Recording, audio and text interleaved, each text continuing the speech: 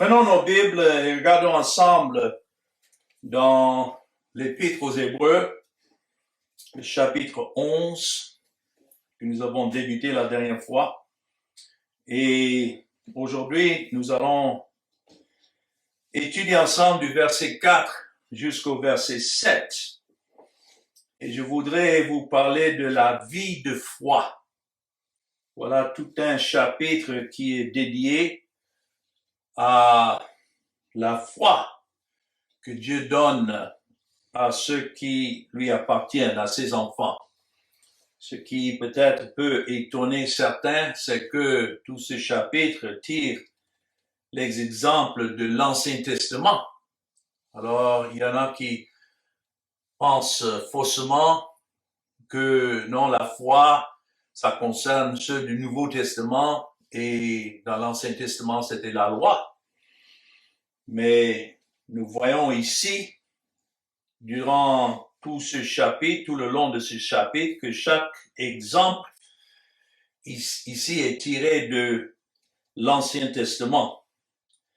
Et même le principe que nous avons vu dans le dernier chapitre, Hébreux chapitre 10, à partir du verset 38, où c'est écrit « Mon juste vivra par la foi ».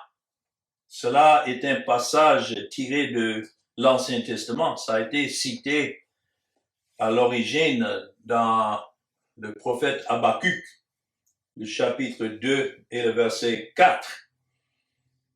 Et ensuite, nous voyons que c'est cité plusieurs fois dans le Nouveau Testament. Paul l'a repris dans l'Épître aux Romains et puis encore dans Galates chapitre 3 et le verset 11.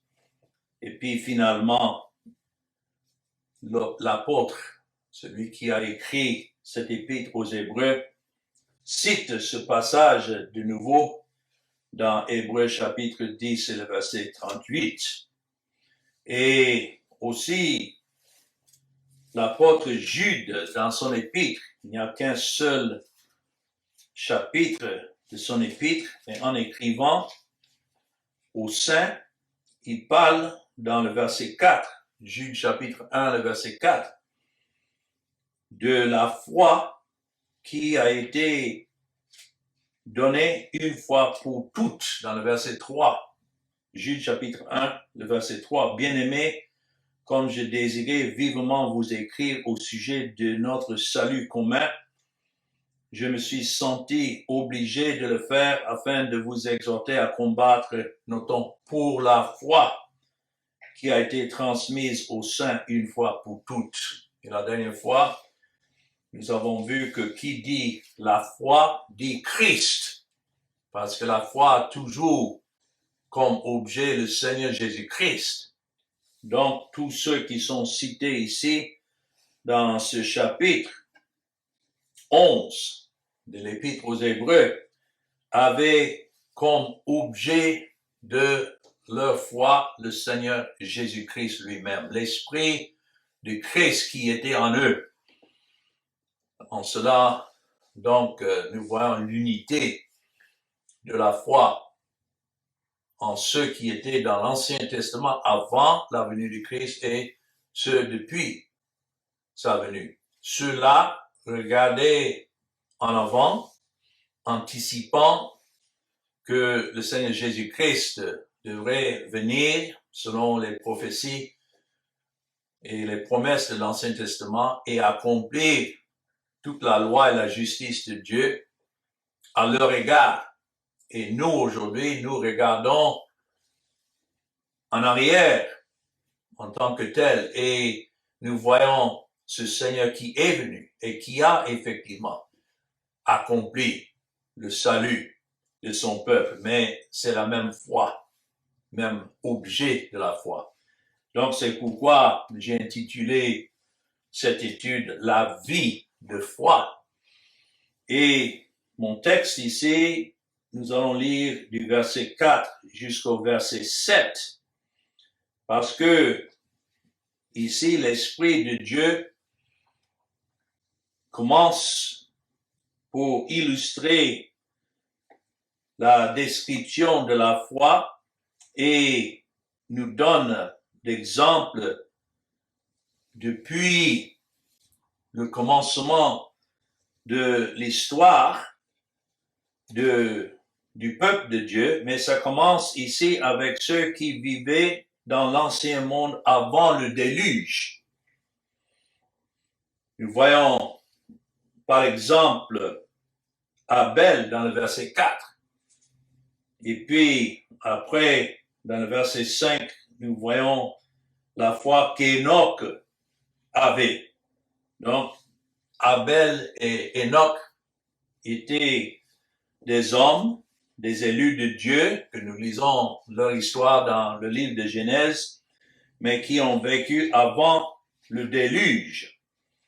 Et puis, c'est ensuite dans le verset 7, donc c'est versets 4 à 7, nous amène depuis avant le déluge jusqu'au moment du déluge. Et puis, ensuite, nous allons voir la foi d'Abraham et de Moïse, etc., selon ce qui est écrit d'Isaac, Jacob, mais la même foi. Donc, pour ce message, cette étude, nous allons voir ces trois exemples qui sont donnés. On ne peut pas entrer dans trop de détails, mais quand même pour garder le même thème de ce qui était leur foi. Est-ce que leur foi était différente de cette foi que le Seigneur nous a donnée aujourd'hui, nous qui sommes à lui? Et la réponse qui est donnée est non, c'est la même foi que l'Esprit donne. Mais lisons ces versets d'abord dans Hébreux chapitre 11, à partir du verset 4, c'est par la foi qu'Abel offrit à Dieu un sacrifice plus excellent que celui de Caïn. C'est par elle qu'il fut déclaré juste. Dieu a approuvé ses offrandes et c'est par elle qu'il parle encore quoique mort. Et puis, deuxièmement, verset 5, c'est par la foi qu'Enoch fut enlevé pour qu'il ne vit point la mort et qu'il ne parut plus parce que Dieu l'avait enlevé. Car avant son enlèvement, il avait reçu le témoignage qu'il était agréable à Dieu. Et puis nous avons le verset 6 qui nous donne le point essentiel de tout cela. Or, sans la foi, il est impossible de lui être agréable, car il faut que celui qui s'approche de Dieu croit que Dieu existe et qu'il est le rémunérateur de ceux qui le cherchent. Et puis ensuite, le verset 7, c'est par la foi que Noé, divinement averti des choses qu'on ne voyait pas encore, et saisi d'une crainte respectueuse, construisit une arche pour sauver sa famille, et c'est par elle qu'il condamna le monde et devint héritier de la justice qui s'obtient par la foi. Encore, il faut que nous précisions que lorsqu'il s'agit ici de la foi, il ne s'agit pas, comme c'est souvent prêché aujourd'hui, d'une croyance personnelle que l'homme produit et que, comme certains croient, que Dieu attend à ce que l'homme exerce sa volonté pour que Dieu puisse ensuite maintenant le délivrer et le sauver. Non. Ici, quand nous lisons la foi, comme nous avons vu la dernière fois, c'est la révélation de Christ au cœur de ceux que le Père a déjà choisis avant la fondation du monde et que maintenant, à travers le temps, l'histoire de ce monde, il révèle en eux cette foi, cette révélation. Voilà le sens que Jude donnait à ce terme, la foi. La foi, une fois donnée ou bien révélée à tous ceux qui sont des saints, ceux qui sont sanctifiés en Christ et justifiés par son sang. C'est cette foi que chacun partage grâce à la révélation de Christ au cœur par l'Esprit. Donc, commençons d'abord avec Abel. Il y en a qui se posent la question, mais qu'en est-il d'Adam et d'Ève? Est-ce qu'ils étaient aussi de ce nombre? Et personnellement, je crois que oui. Nous espérons voir un jour au ciel Abel et sa femme Ève là autour de du trône de la grâce de Dieu, puisque c'est à eux premièrement que l'évangile était prêché depuis la chute. Dans Genèse chapitre 3 et le verset 15, c'était à eux que ça a été révélé qu'il devait avoir une postérité de la femme et qu'il y aurait l'inimitié entre la postérité du serpent, c'est-à-dire le diable et la femme, mais que celle-ci, cette postérité, t'écrasera la tête. Ça a été déjà annoncé que la postérité qui devait venir de la femme, notons, pas d'Adam, parce que Christ est né d'une femme.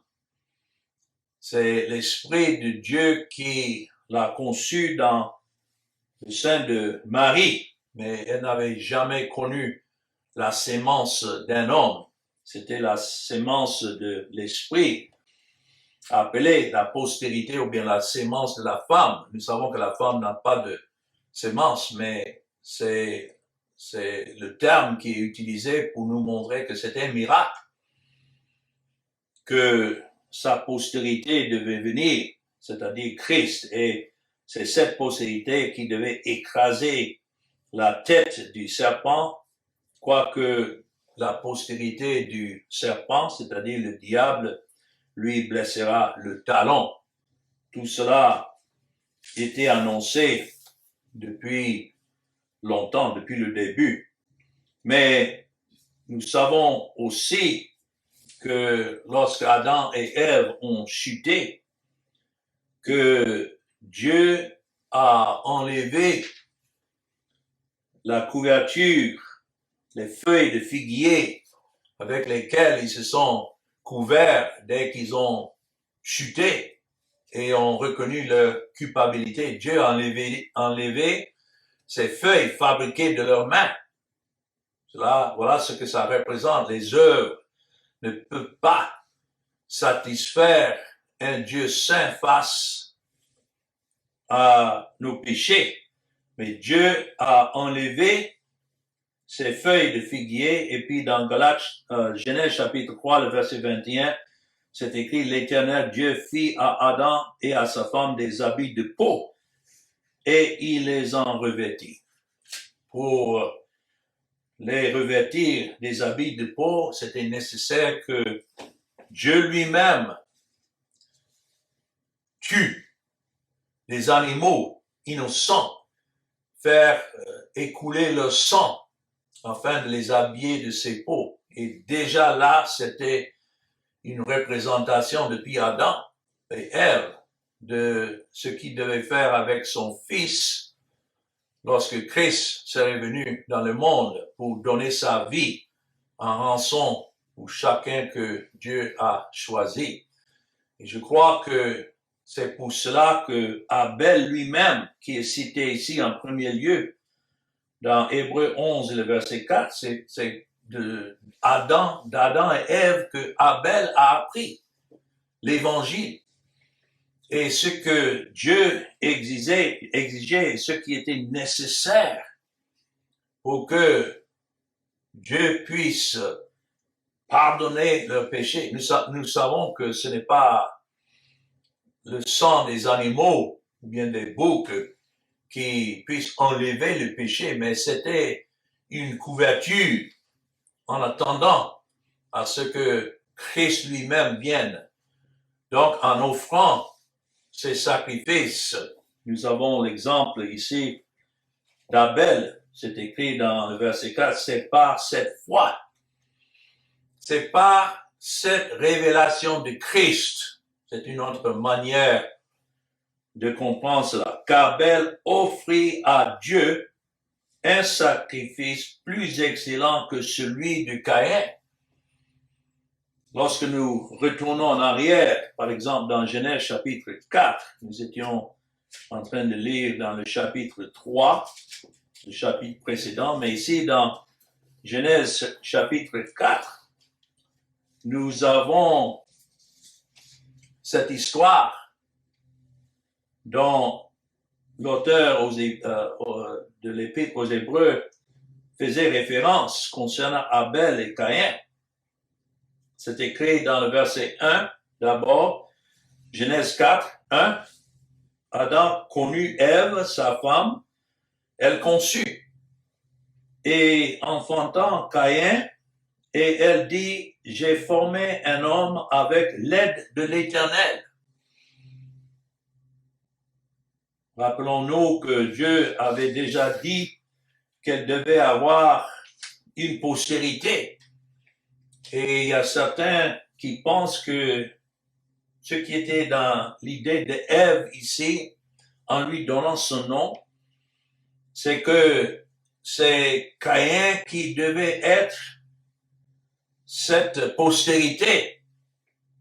Elle ne savait pas à cette époque que non, la postérité dont Dieu lui a révélé devait venir des milliers d'années plus tard. Mais dans son espoir, dès qu'elle a enfanté, elle était dans l'espoir que, voilà, cet homme-là, j'ai formé un homme avec l'aide de l'Éternel, que ça serait cette postérité-là dont Dieu lui a dit qu'il écrasera la tête de la postérité du serpent. Mais quelle désolation!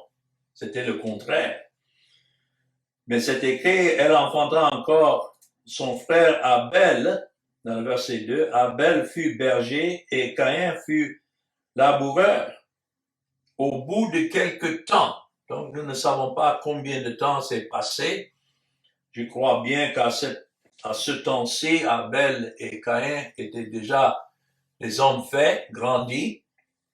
Ce n'étaient pas des petits enfants, mais au bout de quelque temps, la Bible ne nous indique pas combien de temps ou bien d'années se sont passées, Caïn fit à l'Éternel une offrande des fruits de la terre. Et Abel, de son côté, en fit une des premiers-nés de son troupeau et de leur graisse. Donc, c'est de ça que Hébreux 11, 4 parle, où Abel offrit à Dieu un sacrifice plus excellent que celui de Caïn. Pourquoi? C'était fait exactement comme Dieu a ordonné dès le début. Lorsque Adam et Ève ont chuté, Dieu ne leur a pas dit d'aller chercher du fruit de la terre et venir offrir ces fruits à l'Éternel pour couvrir leur péché. Non. Il fallait que ça soit une des premiers nés de son troupeau et de leur graisse. Et c'est pourquoi c'est écrit, l'Éternel porta un regard favorable sur Abel et notons, sur son offrande.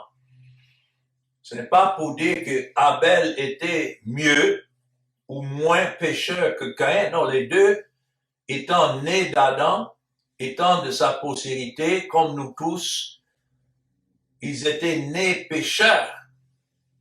Mais si Dieu a porté un regard favorable sur Abel, c'est en relation ou en connexion avec son offrande. C'est à cause de cette offrande qu'il a offerte à l'Éternel qu'il était accepté. Ce n'est pas basé, ça n'a jamais été basé sur nos mérites que nous sommes acceptés devant Dieu. Donc, dans cela, nous voyons ce que la foi déclare, cette révélation de l'Évangile en relation avec Christ et son offrande, sa mort. C'est grâce au mérite de l'offrande ou bien de Christ que nous sommes acceptés devant Dieu. Cela, c'est le même évangile depuis le début que nous avons aujourd'hui révélé dans les Écritures. Mais c'est écrit, verset 5, il ne porta pas un regard favorable sur Caïn et sur son offrande. Caïn fut très irrité et son visage fut abattu. Et l'Éternel dit à Caïn, pourquoi es-tu irrité et pourquoi ton visage est-il abattu? Certainement, si tu agis bien, il n'y a pas de bonté dans l'homme, mais d'agir bien dans ce sens devrait être aller chercher une offrande des troupeaux et venir offrir cet animal sans péché, innocent, sans blâme à l'Éternel, parce que ça représente la personne et l'œuvre de Christ. Et si tu agis bien, tu relèveras ton visage, mais si tu agis mal, c'est dans ce sens, tu persistes de ne pas aller chercher un animal à immoler, alors le péché se couche à la porte. C'est pour nous montrer, comme nous avons déjà vu dans cette épître aux Hébreux, que si quelqu'un laisse cette voie et parte pour chercher autre moyen ou manière d'être justifié devant Dieu, il ne reste plus d'offrande. Il n'y a pas d'autre offrande. Nous avons vu ça dans Hébreux 10, le verset 26. Si nous péchons volontairement, péchons dans quel sens? De se tourner le dos à Dieu et à tout ce qu'il prescrit ici dans les Écritures concernant le salut en Christ, et nous cherchons notre propre voie comme Caïn a fait, il ne reste plus de sacrifice pour les péchés. Donc, c'est dans la tendresse ici que Dieu est en train d'avertir à Caïn que cette voie sur laquelle il marche n'est pas la vérité. Et que s'il persistait, si tu agis mal, si tu continues, le péché se couche à la porte. Il n'y a pas de pardon de péché ailleurs. Et ses désirs se portent vers toi, mais toi domines sur lui. C'est-à-dire qu'il n'y avait qu'une seule solution pour lui, c'était d'aller chercher comme son frère Abel cette offrande et de l'offrir à Dieu. C'est dans ce sens que c'est écrit ici, revenons dans Hébreux chapitre 10, Hébreux chapitre 11 plutôt, et le verset 4. Notons, ça ne dit pas que Abel était plus excellent que Caïn. Non, mais c'est l'offrande qu'Abel a offerte à Dieu qui était plus excellente que l'offrande de Caïn. Je suis sûr que Caïn, puisqu'il était laboureur, comme c'était écrit, il apportait le meilleur fruit, mais en rien cela ne pouvait satisfaire à un Dieu saint. Ce n'est pas le fruit de nos mains qui puisse le satisfaire, mais il faut une offrande sanglante. Ça devait être une offrande parce que ça représentait la personne et l'œuvre du Seigneur Jésus-Christ. Et donc, sans l'effusion de sang, il n'y a pas de pardon de péché.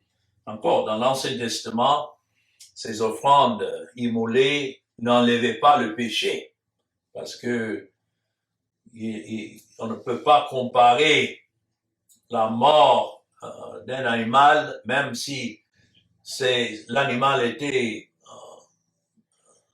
était innocent, ça ne pouvait pas correspondre à la dette du péché d'un homme.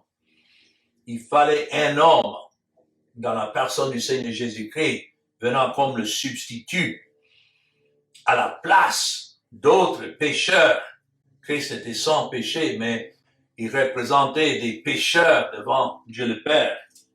Par sa vie, il devait mériter par sa vie être ce sacrifice sans blâme, irréprochable, mais aussi la loi et la justice de Dieu exigeaient la mort, donc il devait mourir. C'est pourquoi l'offrande d'Abel était une offrande plus excellente que celle de Caïn.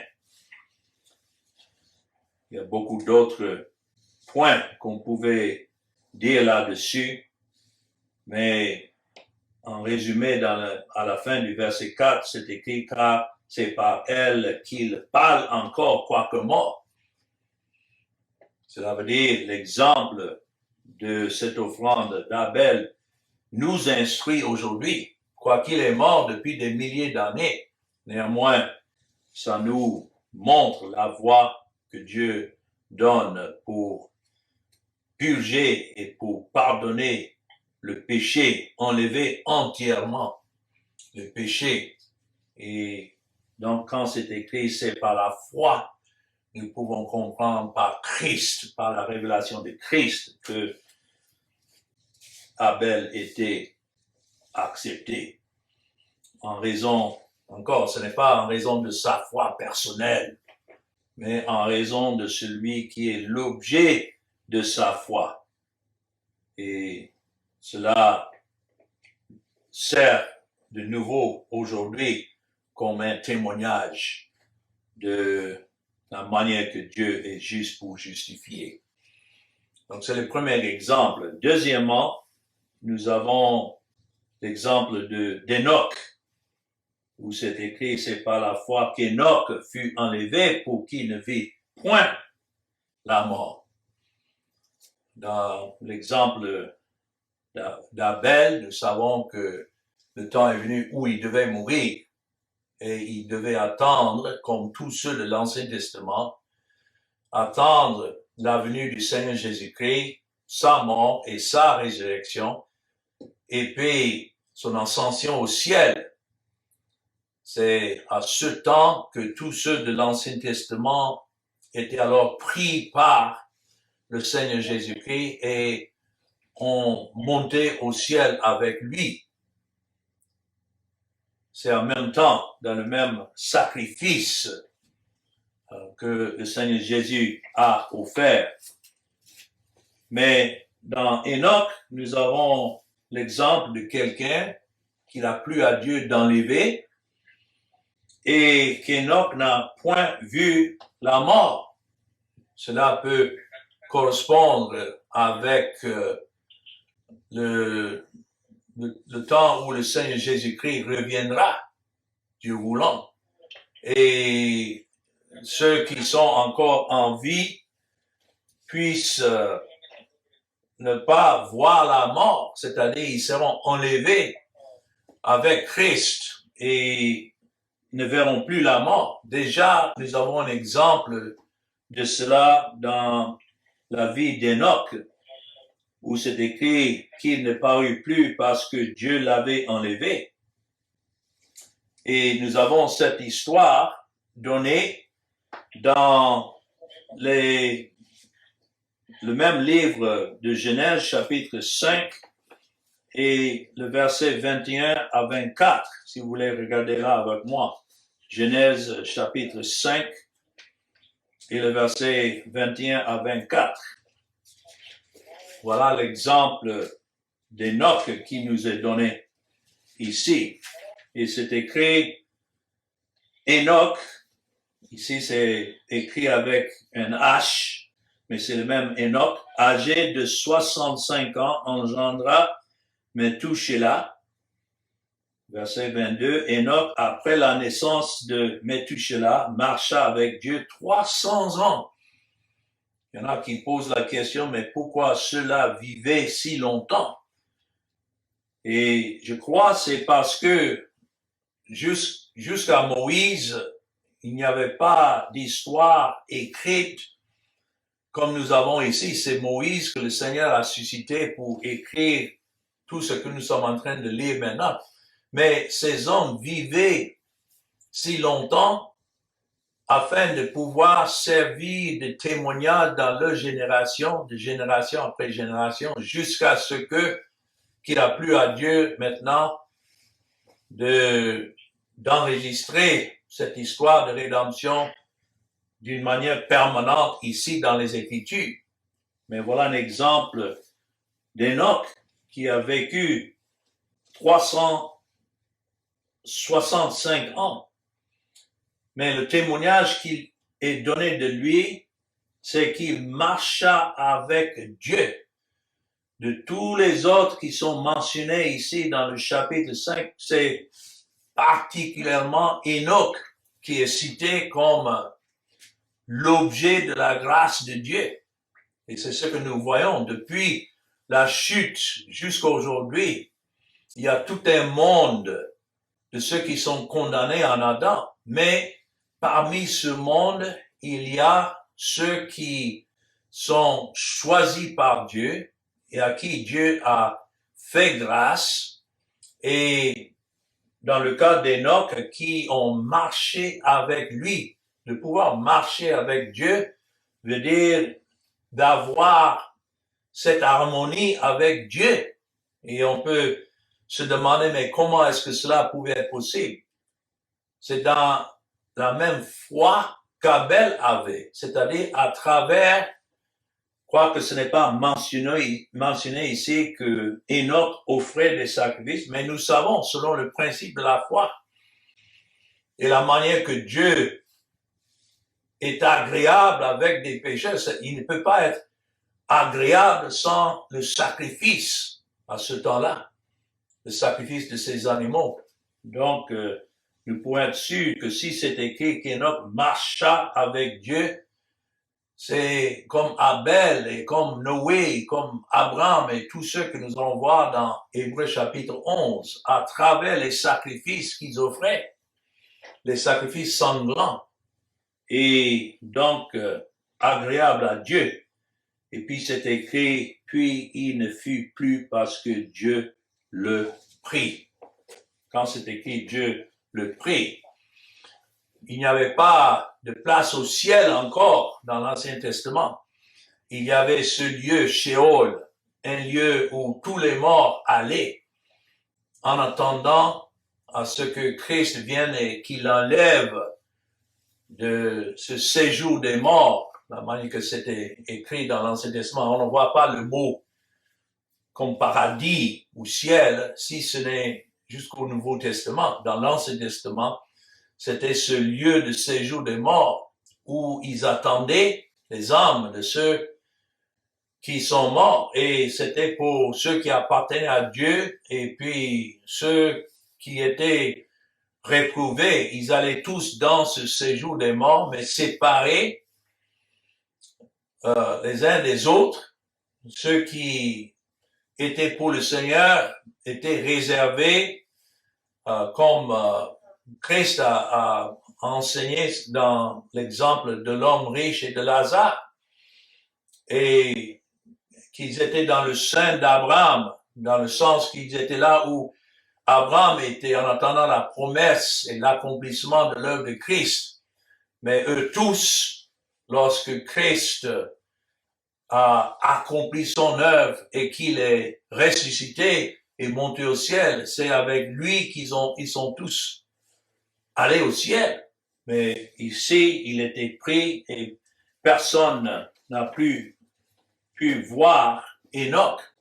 Donc, nous avons en lui, ici, dans le verset 5 d'Hébreux 11, un exemple d'un qui était un élu de Dieu et qui a marché avec Dieu, qui était, comme c'est écrit là, il avait reçu le témoignage qu'il était agréable à Dieu.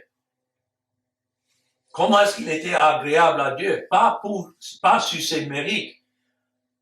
Ça ne pouvait pas dire que Caïn n'était pas agréable à Dieu par ce qu'il amenait. Et puis, dans le prochain verset, dire que non, mais au moins Enoch était agréable à Dieu à cause de ses mérites. Non.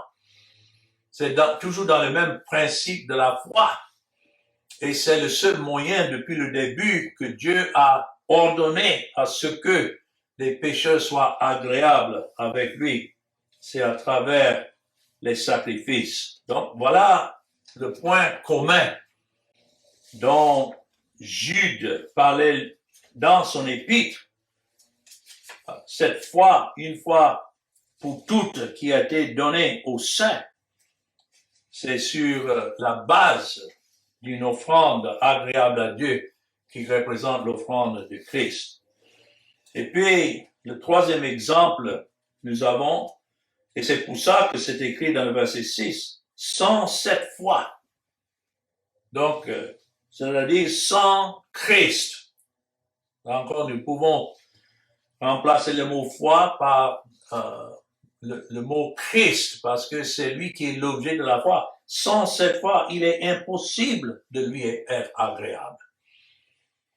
Car il faut que celui qui s'approche de Dieu croit que Dieu existe, premièrement, mais ça ne s'arrête pas là, mais qu'il est le rémunérateur de ceux qui le cherchent. Comment est-ce que des pécheurs cherchent à s'approcher de Dieu si ce n'est pas l'esprit de Christ en eux, dans cette foi que je leur donne, et ainsi l'esprit leur donne cette persuasion. Voilà ce que c'est la foi. Ce n'est pas quelque chose qui provient de l'homme, mais c'est une persuasion que Dieu d'abord est qui il est. Et comment est-ce que nous pouvons le connaître si ce n'est à travers sa parole qui est écrite et inspirée que nous avons aujourd'hui, mais deuxièmement, qu'il est le rémunérateur de ceux qui le cherchent. C'est-à-dire, ce qu'il promet, il accomplit. Il y en a qui me posent la question de temps en temps, mais comment est-ce que je peux savoir si je suis un des élus ou non? Moi-même, je n'ai jamais vu mon nom inscrit dans le livre de vie, mais je crois, basé sur ce qui est écrit ici, que non seulement Dieu est, il est fidèle, il est juste pour pardonner ceux qui s'approchent de lui par Christ. Je ne suis pas venu de moi-même.